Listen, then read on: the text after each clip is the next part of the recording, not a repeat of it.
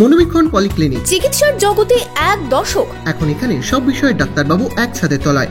Phone করুন 7477999515 এই নম্বরে। রাতের রাস্তায় প্রতিবাদে সামিল অধীর চৌধুরীও মোমবাতি হাতে নামলেন পথে। অধীরের দাবি, রাজনীতি দূরে রেখে সামিল হচ্ছেন নাগরিক আন্দোলনে, করলেন আরজিকর কাণ্ডে বিচারের দাবি।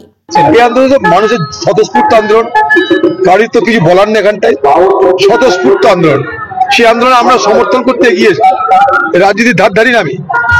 আমি মানুষের আন্দোলনকে সমর্থন করি।